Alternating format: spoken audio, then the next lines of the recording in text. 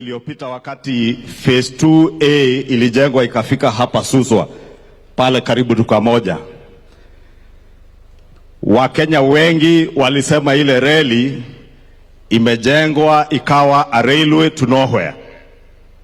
Lakini kufuatia wewe kushika serikali ukatuambia uchumi ikiwa bora na ukiweza kurekebisha mashida ambayo ilikuwa hapo ya uchumi, the railway to nowhere will get somewhere. I thank you, Your Excellency, because today we are here to witness the railway to nowhere now getting somewhere. And it's not just going somewhere, it is completing the connectivity of this railway to be able to offer value not just to the people of Narok County and the hinterland of the greater western part of our country, but also the East African region as a whole. Hii reli, Mheshimiwa Rais, haitasaidia tu hawa wakazi wa Narok County.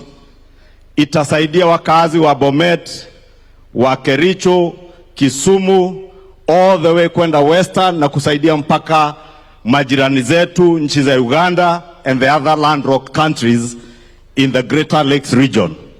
Kwa hivyo hii reli ni infrastructure muhimu sana, sio tu kwa uchumi wetu lakini kwa uchumi wa eneo letu la Afrika Mashariki.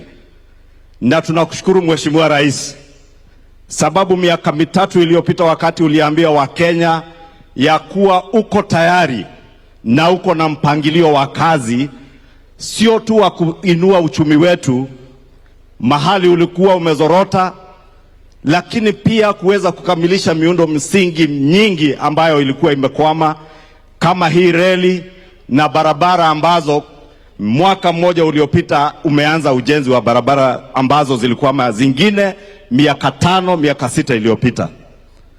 And Your Excellency, mimi nataka nikushukuru, najua leo sio siku ya siasa, sababu umekuwa ukisema uko na mpango wa kazi, uko na sera na uko na agenda ambayo unaendesha ya kukuza uchumi na kuboresha maisha ya wananchi. Wale wengine umeambiwa watafute sera, wameshindwa kutafuta sera, wakaingia kwa siasa ya matusi, na nimesikia yale Mheshimiwa Kitilai amesema hapa. Lakini Mheshimiwa Rais, nataka nikuombe leo, wale watu wa matusi hao utuachie, hao Mheshimiwa Rais, kama wanataka kukufanya agenda, sisi ndio tutawafanya wao na wao wakuwe agenda ya Wakenya. Wale ambao waliua watu wakatupa kwa mito, tutawaambia Wakenya. Nilisikia mwingine, sio msichana mmoja ameua, wasichana ni 2 anasemekana ameua. Na hao ndio watu sasa wanaleta matusi. Na nashangaa Mheshimiwa Rais, najua Jumapili itakuja na sisi wote wa Kristo tutaenda makanisani, na najua hata viongozi wetu wa dini wataingia kwa hii utaratibu ya kutusomea. Lakini haiwezi kuwa Mheshimiwa Rais, wakati unaongea ndio wengine wanaamka, lakini wakati wewe unatukanwa hawaoni makosa wewe ukitukanwa, na wewe ndiye kiongozi wetu wa taifa. Heshima ni njia mbili, uniheshimu ni kuheshimu wewe. Lakini huwezi sema, sababu naona wengi wameingia kwa utaratibu wa kukosoa, sababu umeambia watu ukweli.